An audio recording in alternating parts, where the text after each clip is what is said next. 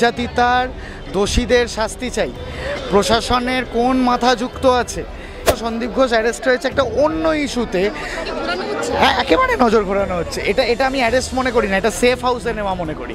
যে পুলিশি তৎপরতায়, প্রশাসনের তৎপরতায় সে ভালো থাকতে পারবে, আরামে থাকতে পারবে, যত্নে থাকতে পারবে। প্রচুর আইন, প্রচুর নিয়ম আগেও হয়েছে, কিন্তু সেখানে সরকার যদি ব্যর্থ হয় তখন কোনো নিয়মই কাজ করে না। নিয়ম নিয়ে কী হবে যদি আমাদের সরকার ঠিক না হয়? গতকাল সন্দীপ ঘোষ অ্যারেস্ট হয়েছে। হ্যাঁ, মানে এটা আমার আলাদা করে কিছু বলার নেই, কারণ আমি একেবারে এটা নিয়ে মাথা ব্যথাই নেই। কারণ আমরা খবরের কাগজে বা তখনই নিউজে যদি পড়ে থাকি অ্যারেস্ট হয়েছে নানা একটা অন্য করাপশান, ফিনান্সিয়াল করাপশানের কারণে। আমরা এখানে নির্যাতিতার দোষীদের শাস্তি চাই। প্রশাসনের কোন মাথা যুক্ত আছে? কেন তথ্য প্রমাণ লুট করা হলো? কারা করলো? তো যে আন্দোলনে আমরা শুরুর দিন থেকে ছিলাম সেই আন্দোলনেই আমরা এখনও আছি। এই রকমভাবে একটা আন্দোলনকে ঢেকে দেওয়ার জন্য সন্দীপ ঘোষ অ্যারেস্ট হয়েছে একটা অন্য ইস্যুতে। হ্যাঁ, একেবারে নজর ঘোরানো হচ্ছে। এটা আমি অ্যারেস্ট মনে করি না, এটা সেফ হাউসে নেওয়া মনে করি। যে সাবধান করে দেওয়া হলো সন্দীপ ঘোষ এই ভিড়ের মাঝখানে পড়ে গেলে তাকে কচুকাটা করা হবে, তো সেখানে একটা সেফ হাউসে চলে গেল যেখানে পুলিশি তৎপরতায়, প্রশাসনের তৎপরতায় সে ভালো থাকতে পারবে, আরামে থাকতে পারবে, যত্নে থাকতে পারবে। তারপরে হয়তো দুদিন পর আবার দেখবো কুণাল ঘোষের মতন আবার স্পোক্স পার্সন হয়ে চ্যানেলে বসে আছে। এটা একটা প্রসেস যেটা এই তৃণমূল সরকার, বিজেপি সরকার দুজন মিলে এটা করতে চিরকাল সক্ষম হয়েছে এবং আজও সেইটা করে চলেছে প্রতিনিয়ত।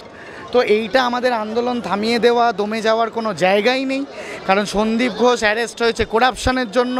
এইখানে আন্দোলন চলছে নির্যাতিতার দোষীদের, এবং দোষীদের যারা কন্টিনিউয়াসলি আড়াল করেছে সে প্রশাসনের যত বড় মাথাই হোক না কেন, তাদের শাস্তি পাওয়া না অবধি এই মিছিল চলবে, আন্দোলন চলবে।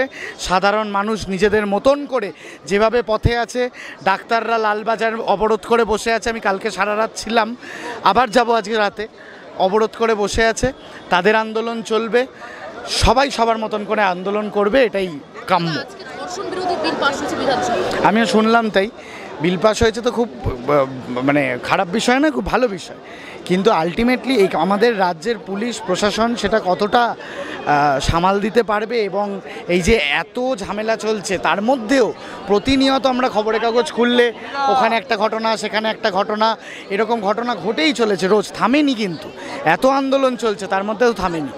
সেখানে দাঁড়িয়ে আমরা যদি রিয়েলিটিতে, মাঠে যদি আমরা সামলাতে না পারি, আমাদের এই সরকার সামলাতে না পারে, সরকার প্রতিবারের মতন ব্যর্থ হয়, তাহলে তো আর নতুন করে কিছু বলার নেই। মানে এরকম প্রচুর আইন, প্রচুর নিয়ম আগেও হয়েছে, কিন্তু সেখানে সরকার যদি ব্যর্থ হয় তখন কোনো নিয়মই কাজ করে না। নিয়ম তখন চলে যায় প্রশাসনের হাতে। নিয়ম তো এটাও ছিল না যে যেখানে খুন হলো বা ধর্ষণ হলো সেই অকারেন্স এরিয়াতে কেউ ঢুকবে না, এটাই নিয়ম। যারা কেউ কিছু জানে না, যারা মোটামুটি টিভি দেখে তারাও জানে এটাই নিয়ম।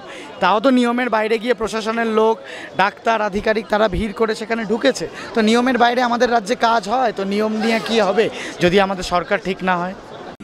বাংলা হান্টের আরো খবর দেখতে নজর রাখুন। বাংলা খবর মানেই বাংলা হান্ট।